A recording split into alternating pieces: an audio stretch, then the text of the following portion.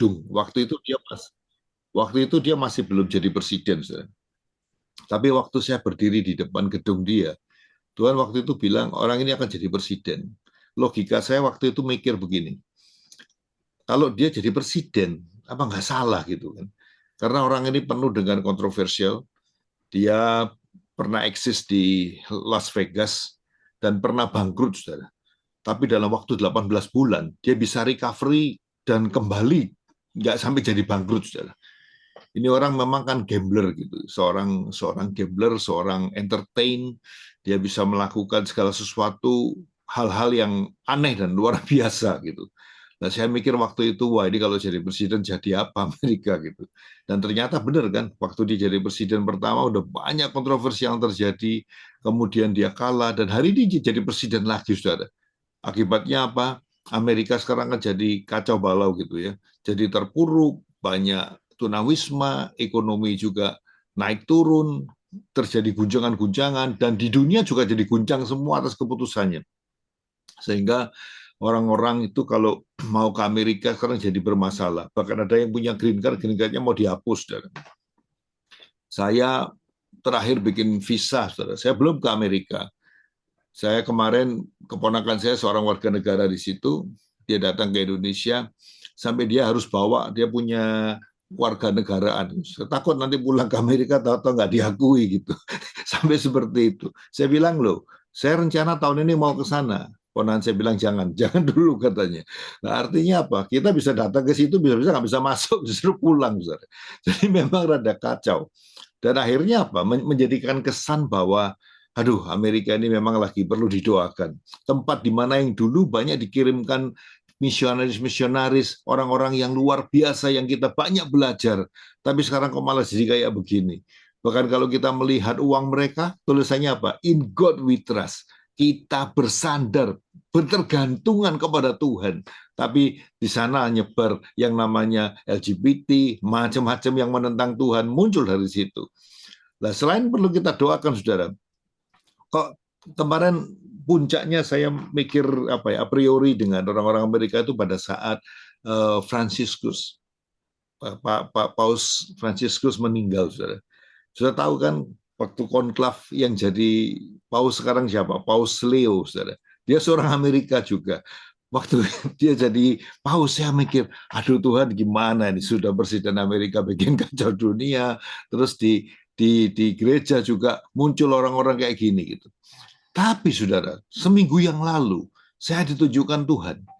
Maka itu saudara, firman Tuhan itu ya dan amin. Amsal 16 ayat 4 mengatakan, demikian juga orang-orang fasik pun akan dipakai Tuhan untuk tujuannya. Saudara. Artinya apa? Tidak ada siapapun yang menjadi apapun itu di luar kendali Tuhan. Tuhan punya rencana di akhir zaman, saudara. Saya waktu dengar seminggu lalu apa keputusan daripada Paus Leo, saudara, itu membuat shock dunia, saudara. Dia mengeluarkan 12 dekret, 12 keputusan. Nomor satu keputusannya apa? Bicara tentang perkawinan. Dia bilang apa? Tidak ada lagi yang namanya berkat dan gereja yang mewarisi warisan Tuhan, yaitu tentang pernikahan seorang laki-laki dan perempuan. Kita tidak bisa dan tidak akan memberkati perkawinan yang sejenis. Perkawinan yang sesama itu tidak bisa dilakukan dan gereja menolaknya. Dan dia itu ngasih dikrit ke seluruh dunia, harus dipegang betul bahwa gereja tidak akan memberkati pernikahan seperti ini. Waduh, itu betul-betul menggoncangkan dunia loh. Ternyata saudara, waktu kita berdoa, Tuhan tunjukkan kebenaran, tunjukkan terangmu. Tuhan tunjukkan. Keputusan kedua apa yang dia bikin? Ada 12 keputusan. Saya ingin cerita untuk 3 aja. Keputusan yang kedua adalah apa?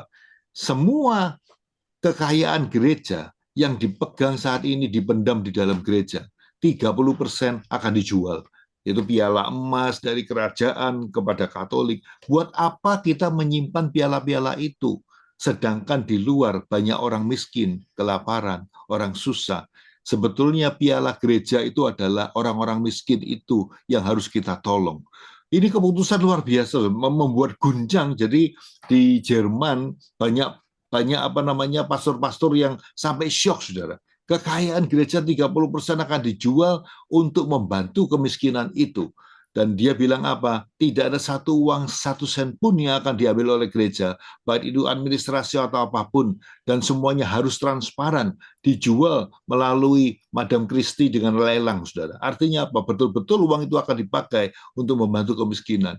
Dan bukan cuma itu, saudara. Ternyata gereja Roma sudah melakukan, membantu ratusan gereja di Filipina yang kena badai. Terus membantu orang-orang yang terlilit hutang di Amerika Latin, juga di Afrika sudah kelaparan, mereka sudah bantu lakukan. Dan sekarang ini sudah dilakukan, saudara.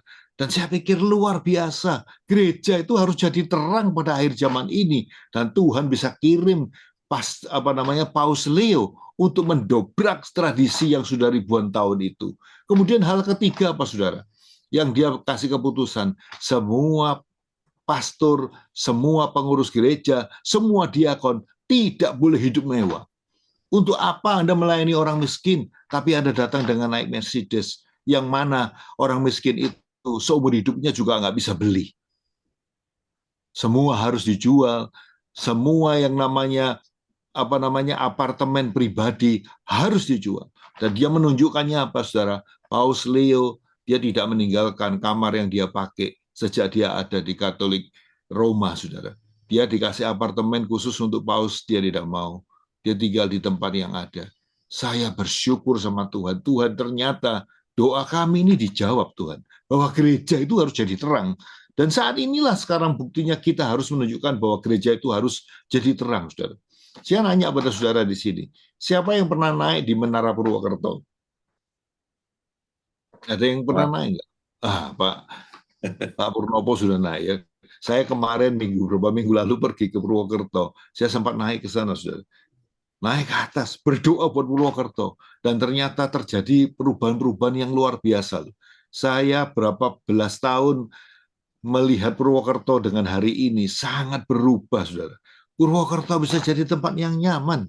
Sampai Andi Noya aja dari Jakarta sekarang pindah di Purwokerto. Loh, ternyata itu ada berkat Tuhan loh. Kalau kita berdoa untuk daerah kita, kesejahteraan kota di mana kita tinggal, kesejahteraan itu masih terjadi, saudara. Orang Kristen bukan cuma bekerja, cari makan, enggak. Anda harus jadi berkat. Berkat yang paling gampang dilakukan apa? Anda harus berdoa. Kelilingi kotamu, kelilingi lingkunganmu. Saya baru ngerti, saudara. Saya ketemu seorang hamba Tuhan di Purwokerto. Dia punya pelayanan menjangkau 5 kilometer dari di mana mereka berada, memberi makan orang miskin, berdoa untuk lingkungannya. Aduh Tuhan, ini kayaknya kota-kota yang lain harus lakukan seperti itu. Bagaimana sekarang Purwokerto bisa menjadi satu kota terbaik mengelola sampah di Indonesia? Loh kok bisa, saudara? Itu karena apa? Karena ada orang yang berdoa, karena ada orang yang melangkah, saudara. Maka itu kita kadang-kadang terjebak dengan kehidupan sehari-hari kita yang notabene adalah bagaimana caranya hidup lebih baik dan seterusnya. Saya ingin beri tip kepada saudara. Kita lihat firman Tuhan di Ratapan, saudara. Ratapan pasal ketiga, ayat 22. Saya bacakan buat saudara. Ratapan 3, 22. Tak berkesudahan kasih setia Tuhan, tak habis-habisnya rahmatnya. Selalu baru setiap pagi, besar kesetiaanmu, Tuhan adalah bagianku, kata jiwaku, oleh sebab itu aku berharap kepadanya. Saudara, pikiran yang benar, pikiran yang baik, itu datangnya daripada Tuhan. Maka itu saudara, kalau kita mengalami tekanan apapun dalam hidup, pikirlah saudara, bahwa Tuhan tidak punya rancangan yang jelek di dalam kehidupan kita. Bahkan Abraham, waktu Sodom Gomora mau dihancurkan, Abraham berdoa sama Tuhan, kalau ada 50 orang benar, masa Tuhan akan menghancurkan orang benar itu bersama dengan Sodom Gomora? Tuhan bilang apa? Enggak, kalau ada 50 aku enggak akan lakukan. Bagaimana kalau 45, Tuhan? Bagaimana kalau 40? Bagaimana kalau 30? Bagaimana kalau ada 10 orang? Bahkan Tuhan bilang, kalau ada 10 orang, aku tidak akan menghukumnya. Artinya apa? Tuhan punya rancangan yang baik. Bagaimana dengan kehidupan kita? Tuhan juga punya rancangan yang baik terhadap kehidupan kita, saudara. Yeremia 29 ayat 11 mengatakan, Tuhan tahu segala rancangan apa yang ada mengenai hidup kita, yaitu bukan rancangan kecelakaan, tapi damai sejahtera, masa depan yang penuh pengharapan. Apakah Tuhan tidak akan memberkati kita? Pasti, saudara. Karena apa? Kalau Anda nggak diberkati, bagaimana Anda memberkati orang lain? Kalau Anda nggak mengubahkan, Tuhan tidak mengubahkan hidup kita menjadi lebih baik, bagaimana kita bisa menyampaikan kebaikan itu kepada Tuhan? Itu pasti, saudara. Maka itu setan dalam pikiran kita sering mengatakan kegagalan, kesulitan.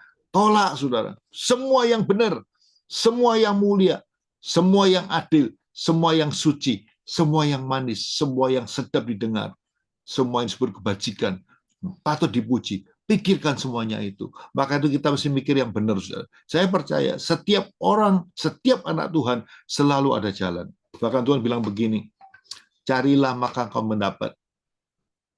Ketuklah maka pintu akan dibukakan bagimu. Mana ada seorang bapak kalau anaknya meminta ikan diberi oleh ular, nggak ada. Saudara. Dibeli ular nggak ada. Apa yang kita percaya, kita yakini, kita benerin, Tuhan akan berikan kepada kita. Karena apa? Kita masing-masing ini dipanggil untuk menjadi berkat. Bersyukurlah Purwokerto ada menara. Pekalongan juga ada menara katanya di pinggir laut ya. Saya belum pernah ke sana. Nanti kapan-kapan saya masih mampir. Karena saya tuh kalau melihat menara, wih itu hati saya mengebu-gebu. Saya pasti berdoa di situ. Karena saya tahu apa yang saya ikat di bumi akan terikat di surga. Apa yang saya lepaskan di bumi akan terlepas di surga. Gampang kan anak Kristen itu? Just bind it. Anda tinggal angkat tangan, berdoa. Apa yang kita doakan Tuhan dengarkan. Saudara. Sangat mudah. Maka itu hari ini saudara, ingat itu. Sesuatu yang baru. Setiap hari ada sesuatu yang baru. Setiap hari Tuhan mau hidup kita semakin dekat dengan Dia. Dan menyelesaikan pekerjaan Tuhan di muka bumi ini. Itu yang bisa saya sampaikan buat saudara pagi ini. Tetap semangat, Tuhan Yesus memberkati.